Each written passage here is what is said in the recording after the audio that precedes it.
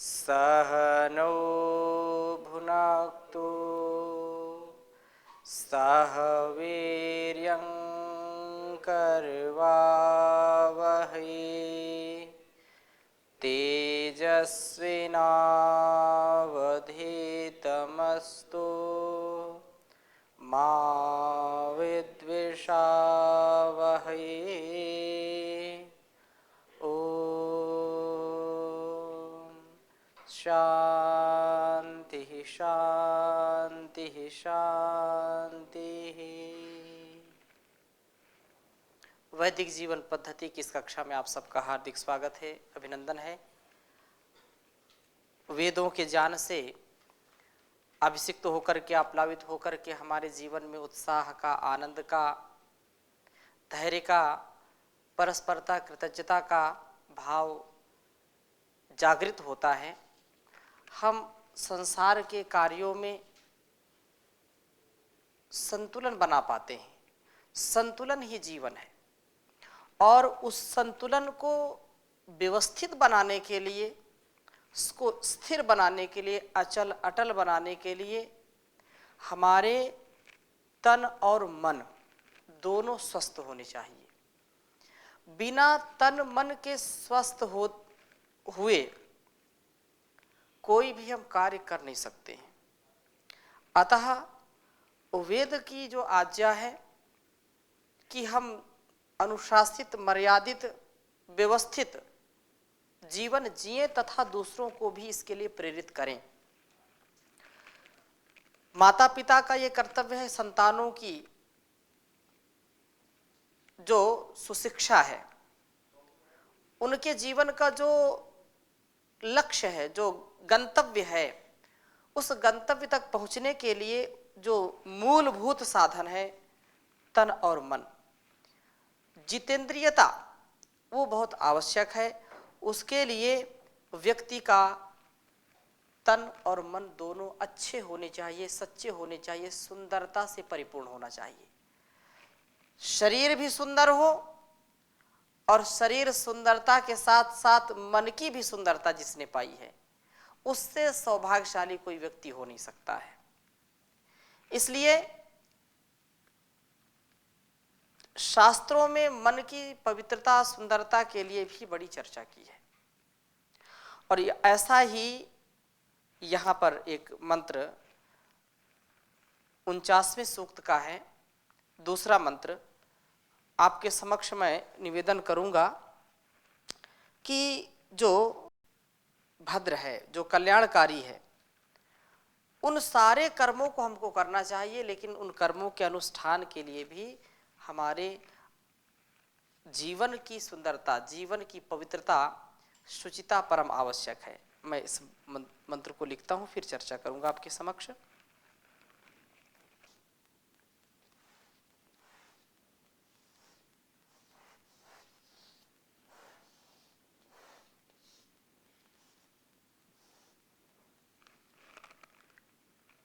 सुपेशसम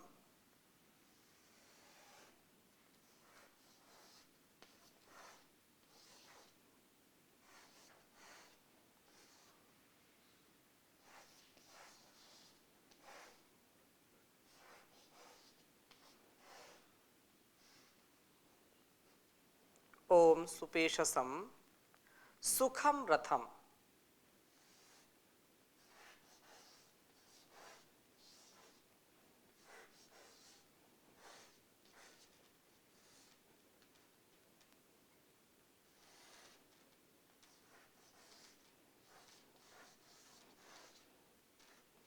सुखम रथम यमध्यस्था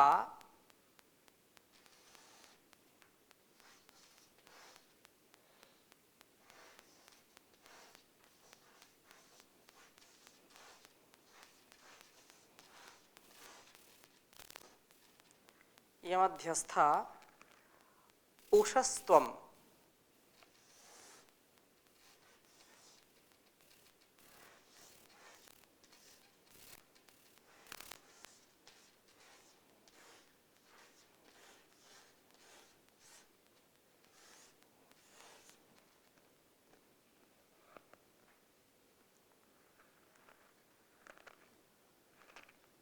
तेना सुश्रवसम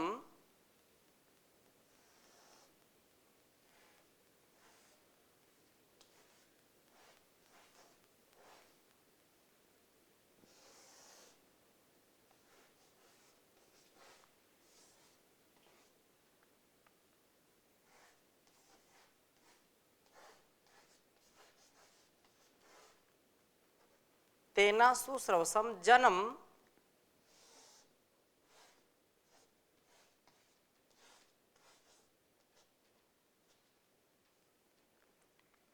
प्रावद्य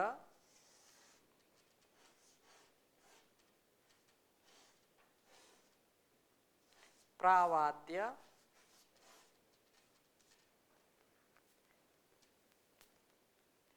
दुहितर दिवः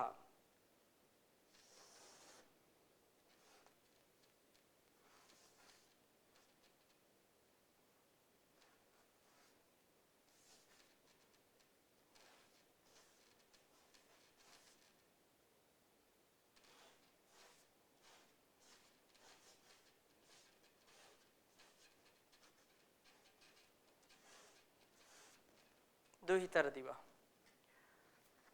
उच्चारण करेंगे। ओम सुपेशसम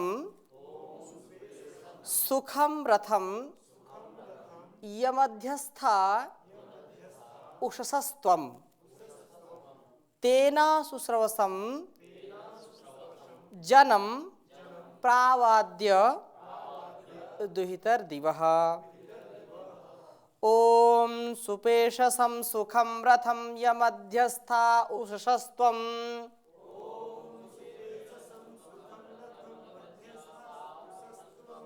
तेना सुश्रवसम जनम प्रावद्य दुहितर दिवः।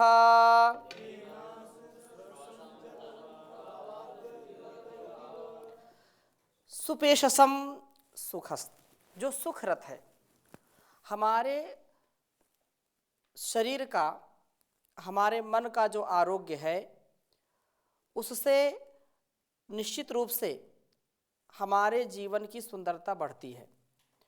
और यदि हमारा मन और तन दोनों ठीक नहीं है तो सुंदरता नहीं आती है।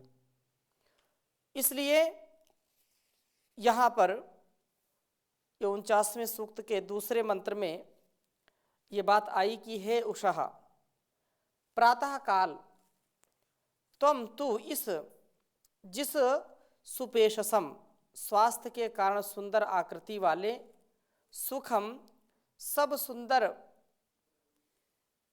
छिद्रों वाले, स्वास्थ्य इंद्रियों वाले, द्वारों वाले, रथम हमारे शरीर रूपी जो रथ में अध्यस्था अधिष्ठित हुई है, तेन उस शरीर रूप रथ से सुरसर्वसम जनम इस उत्तम यश व उत्तम कर्मों वाले मनुष्य को ही दिवह द्वितः प्रकाश का पूर्ण करने वाली उसे, जो प्रभात का प्रकाश है, जो सूर्योदय का प्रकाश है, जैसे सूर्योदय से सारे संसार में एक छटा छा जाती है, चारों ओर सूर्य की रश्मियों का जो प्रवाह है, जो विस्तार है, उससे संसार का अंधकार नष्ट हो जाता है।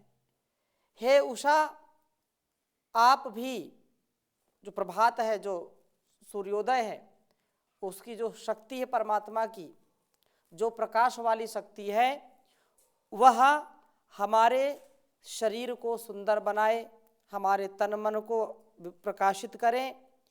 दिवह दुहितः प्रकाश पूर्ण करने वाली है उसे, अद्य कहा प्रावाद्य, प्रावाद्य प्रकर्षेण, जो प्राव प्रकर्षेण रक्षित करने वाली, अद्य आज। कल किसने देखा?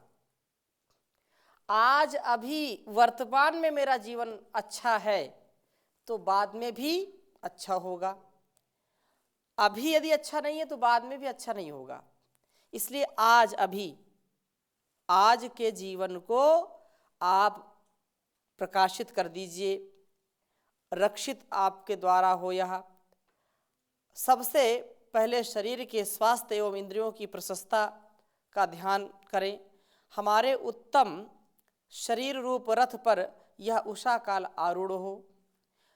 हमारा जो जीवन है, उस जीवन में यदि प्रकाश नहीं है, उस जीवन में यदि प्रसन्नता नहीं है, उस जीवन में यदि सुंदरता नहीं है, तो जीवन किस काम का। इसलिए यहाँ कहा है कि हम प्रातः प्रभात में प्रातः काल उठ करके उस ईश्वर का चिंतन करें, उस देदीप्यमान प्रकाशमान सबको प्रकाश देने वाले प्रकाशक परमात्मा का ध्यान करें। उसकी जो शक्ति है, जो प्रभात की शक्ति है, जो ऊर्जा की शक्ति है, जो किरणों के रूप में सारे संसार को प्राप्त होती है और अंधकार को मिटा देती है, वैसे हमारे जीवन में शारीरिक और मानसिक स्वास्थ्य हो। हम इंद्रियों की प्रशस्ता का ध्यान करें, हमारे उत्तम शरीर प्रशस्त बने। हम कभी भी संकल्पों में विचलित ना हो, जो संकल्प ले लिया है वे संकल्प पूरे होने वाले हों। दूसरे स्थान में हम यशस्वी कर्मों के द्वारा जीवन को प्रशस्त बनाने वाले हों, ऐसा संकल्प हमारा हो।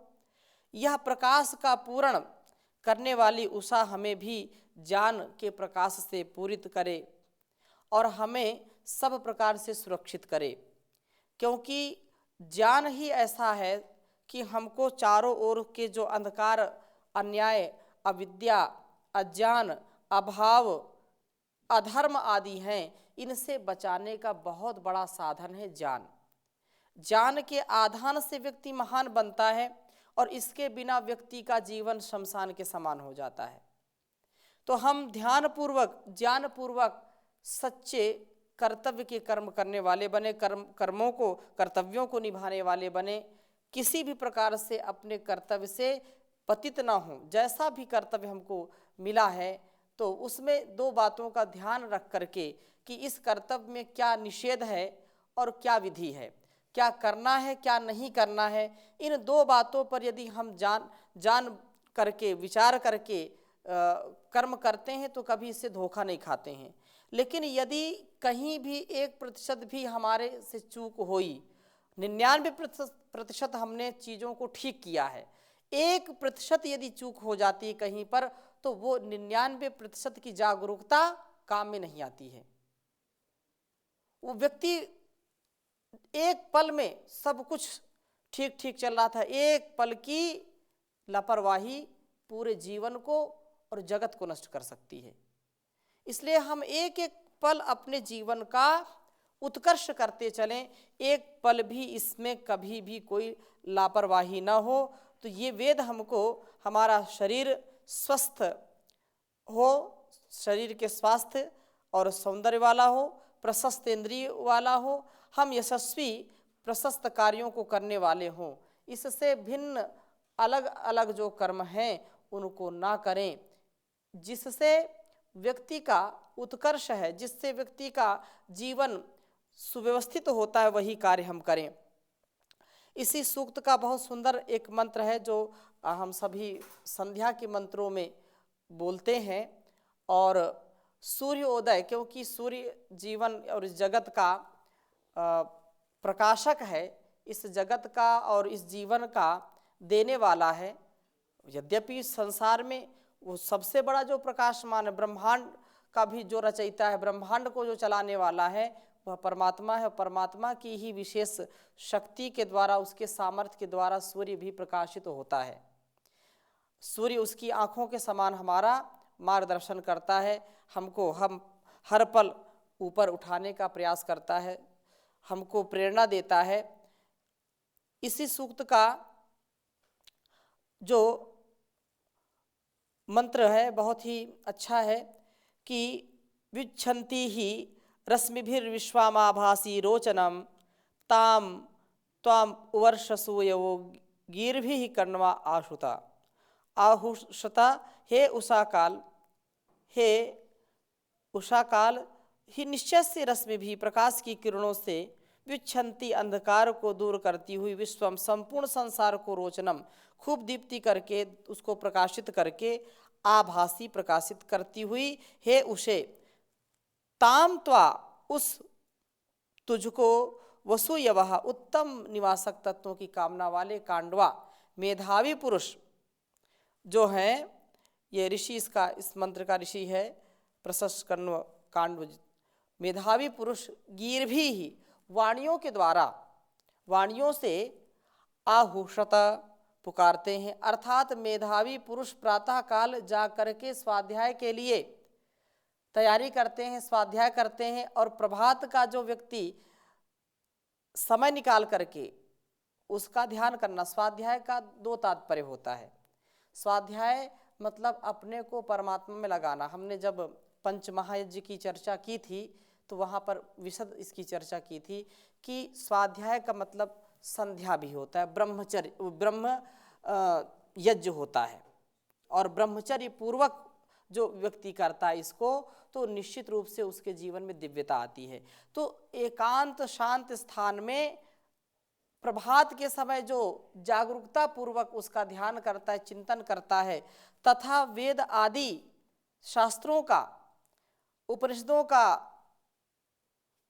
दर्शनों का जो स्वाध्याय करता है, तद अनुसार जीवन में आचरण करता है, तो वह वास्तव में प्रकाशित हो जाता है। स्वाध्याय शील व्यक्ति कभी भी धोखा नहीं खाते संसार में। स्वाध्यायशील व्यक्ति कभी भी दूसरों को धोखा नहीं देते। जो स्वाध्याय करते हैं, चाहे एक पृष्ठ पढ़ें, एक मंत्र पढ़ें, एक श्लोक पढ़ें, चाहे एक अक्षर पढ़ें, एक पंक्ति पढ़ें, उनके जीवन में दिव्यता होती है। लेकिन बात यह है कि वो पढ़ करके जीवन में उतारने वाला व्यक्ति हो। अब कितना कोई पढ़े कि मैंने जो है एक पुस्तक पढ़ ली, 10 पुस्तक में 1000 पुस्तक मैं पढ़ चुका हूँ, लेकिन आचरण में एक अक्षर भी नहीं है, तो फिर ऐसे पढ़ाई से या ऐसे स्वाध्याय से बात नहीं बनती है। जैसा हम पढ़ें, जैसा सुने, ज्ञान पूर्वक, जो हमारे कल्याण के लिए हो, आत्म कल्याण से राष्ट्र कल्याण, समाज कल्याण और विश्व कल्याण के लिए जो होता है स्वाध्याय, वही हमारे लिए सर्वोपरि है। तो यहाँ कहा कि मेधावी पुरुष प्रभात में सोते नहीं, जग जाते हैं और स्वाध्याय की तैयारी करते हैं, ब्रह्मयज्ञ की तैयारी करते हैं, अथवा जो हम वेदादि शास्त्रों का स्वाध्याय करते हैं। तो इस प्रकार से निवास को, अपने जहाँ वो रहते हैं उस निवास को उत्तम बनाते हैं। इस निवास के उत्तम होने पर जीवन में भी उसी प्रकार प्रकाश का अनुभव होता है, जैसे कि उषा अपने प्रकाश से जगत को प्रकाशित करती है। यह बहुत उत्तम है। और संसार में तो हम देखते हैं नदी, पहाड़, वृक्ष और कितने कितने एक प्रकार से उस परमात्मा के संदेश को हमारे तक संप्रेषित कर रहे हैं, हमारे तक पहुंचा रहे हैं। तो वेद मंत्र जिसको हम ब्रह्मयज्ञ में बोलते हैं, 50वें सूक्त में आया है, उदुत्यम जात वेदसम देवम वहंति केतवः दृश्ये विश्वाय सूर्यम। तो इस मंत्र में भी उसी उषा की बात की है, प्रकाश की बात की है, सूर्य की रश्मियों की बात की है कि केतवः प्रकाशक रश्मियाँ, प्रकाश के मार्ग, प्रकाश के द्वारा मार्ग को दिखलाने वाली सूर्य की किरणें, विश्वाय दृश्य, संपूर्ण पदार्थों के दर्शन के लिए, अर्थात सब पदार्थ ठीक रूप में दिख सकें, उनको हम देख सकें, इस प्रकार का प्रयोजन सिद्ध हो सके। बिना प्रकाश के हम किसी वस्तु को देख नहीं सकते। और जो प्रकाश आ रहा है ये किससे मिलता है? सूर्य से मिलता है। तो सूर्य की किरणें, वो जो रश्मियां हैं, वो हमको मार्ग दिखलाने वाली हैं, पथ प्रदर्शन करने वाली हैं। इसलिए विश्वाय संपूर्ण पदार्थों के दर्शन के लिए, अर्थात सब ठीक ठीक रूप में हम व्यवहार कर सकें, जो जैसा पदार्थ है, जैसी वस्तु है, उसको हम वैसा ही बता सकें, ऐसा जो सूर्यम निश्चय सत्यम, उस सूर्यम, सूर्य को उद्वहंती, आकाश में ऊपर धारण करती हैं। जो सूर्य जात वेदसम, सब प्रजानों का व धनों को प्राप्त कराने वाला है, तथा देवम, प्रकाश से दे दीप्यमान होता हुआ दिव्य संपूर्ण प्राण शक्ति को देने वाला है। सूर्य जात वेदस है, संपूर्ण धनों का, जानों का स्रोत है। सूर्य किरणें जो है ही पृथ्वी में उत्पादन की शक्ति बढ़ाती हैं। यदि सूर्य का उदय ना हो, सूर्य प्रकाशित ना हो, तो हमारी जो फसलें हैं वो भी नहीं हो सकती हैं। हमारे शरीर में, हमारे वातावरण में ऐसी विकृति आ जाएगी कि व्यक्ति अलग अलग रोगों से ग्रस्त हो जाता है और फिर उसको बहुत जल्दी उसकी मृत्यु हो सकती है। लेकिन जहाँ पर सूर्य उदय होता है वहाँ का वातावरण भी बिल्कुल बहुत सुवासित हो जाता है, सुंदर हो जाता है, तथा व्यक्तियों का भी ऊर्जा से भरपूर जो है शरीर रहता है, रोगों से रहित रहता है। इसलिए कहा है कि यह वसुंधरा पृथ्वी को कहते हैं और इस औषधियों को जन्म देती हुई वसुंधरा को यह सूर्य ही वसुओं का धारण कराने वाला बनाता है। अर्थात वसु किसको बोलते हैं? जो बसने के, कहीं ठहरने के, कहीं रुकने के कारण बनते हैं। अगर पृथ्वी में वनस्पतियां ना होती, अगर पृथ्वी में प्राणवायु ना होती, ऑक्सीजन का लेवल नहीं होता, पेट पालने के लिए या जीवित रहने के लिए कुछ पदार्थ नहीं होते, तो कोई यहाँ रहता है क्या? नहीं रहता। तो पृथ्वी को बसाने के योग्य कौन बनाया? अर्थात पृथ्वी का सामर्थ्य किसने बढ़ाया? वनस्पतियों में जो एक विकास की स्थिति है, जो विकसित होते रहते हैं, कौन करता है? यह सूर्य का ही प्रकाश करता है। सूर्य जो प्रकाश संश्लेषण की क्रिया होती है, होती कि नहीं होती?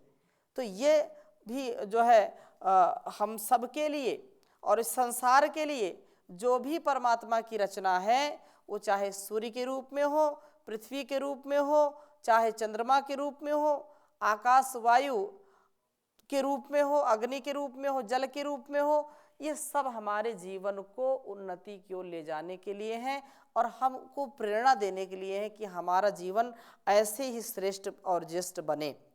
यह सूर्य देव है, देदीप्यमान होता हुआ प्रकाश व प्राण शक्ति को देने वाला है। इस सूर्य के रथ को ये किरण रूप अश्व आकाश में आगे और आगे ले चलते हैं और संपूर्ण संसार के पदार्थों को प्रकाशित करते हैं। संपूर्ण संसार के पदार्थ प्रकाशित हो जाते हैं, अर्थात उनको हम देखने का सामर्थ्य अर्जित कर लेते हैं। तो सूर्योदय से प्रकाश, औषधियाँ, प्राण शक्ति एवं सकल पदार्थ हमको प्राप्त होते हैं। सूर्योदय ना हो तो ये जीवन भी चल नहीं सकता है, जीवन की गाड़ी नहीं चल सकती है। अतः यह हमारा परम कर्तव्य है कि परमात्मा से जो कुछ भी मिलता है उसको बड़ी ही कृतज्ञता के साथ हमको धारण करते हुए जीवन को जगत के लिए लगाना, सेवा के लिए लगाना। सेवा और सत्कार ये दोनों ही हमारे लिए अच्छी जो है दिशा में ले जाने वाली, नहीं तो स्वार्थ में व्यक्ति भटक जाता है और फिर आपस में मैं तू मैं की जो स्थिति बनी रहती है वो बड़ा हानिकारक हमारे लिए होती है, हानि हमारी भी करती है और संसार की भी करती है। इसलिए कहते हैं कि पोरो पोरो में भरी है तोरो मोरो की हिलोर, ऐसे मुंह जोर बानो काहू को गदाने ना, महामंद मूड मनुजो के माने मोद, बैठी सत्संग प्रभु भक्ति रस छाने ना। कण कण कनक कमावन के काज करें, केते क्रूर कर्म कछु धर्म मर्म जाने ना। कहा करूँ मित मैं मनाए हारो हार्यो मेरे मोहित मतंग मद मातो मन माने ना। त्यागी बलिदानी जब कोने में बैठे मौन, धूर्त कुटिलों ने रंग अपना जमाया है।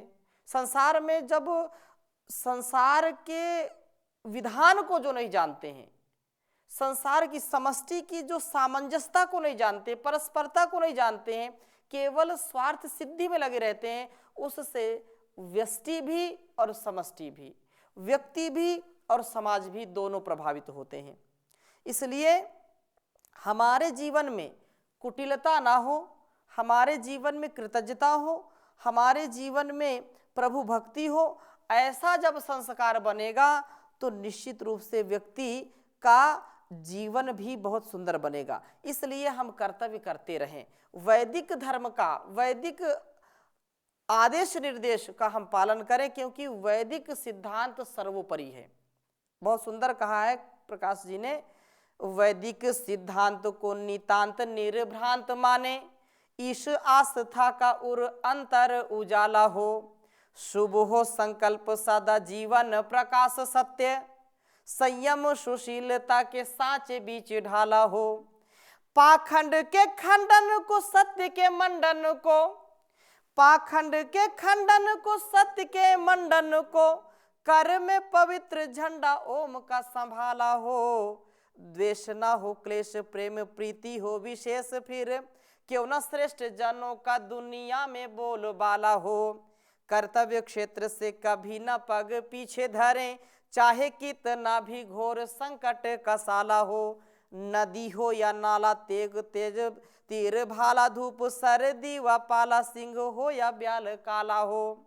बच्चा बच्चा निज देश जाति के उद्धार हेतु, बच्चा बच्चा निज देश जाति के उद्धार हेतु, धुन में लगन में मगन मत वाला हो।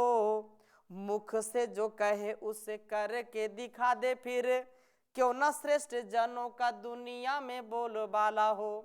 तो वैदिक जीवन पद्धति से हम अपने कर्तव्यों को भी जाने, राष्ट्र के प्रति क्या कर्तव्य उसको भी जाने, हम अपने तन मन और वतन की आरोग्यता के लिए तेजस्विता को धारण करें। इसलिए वेद की शरण में आना पड़ेगा और अपने जीवन को सुंदर बना करके जगत का कल्याण करना ये परम कर्तव्य है, इसको करना ही पड़ेगा और कोई उपाय नहीं है। तो इन्हीं शुभ संकल्पों के साथ आज की कक्षा को यहीं पर विराम देते हैं। शेष चर्चा अगली कक्षा में करेंगे। ओम शांति शांति शांति।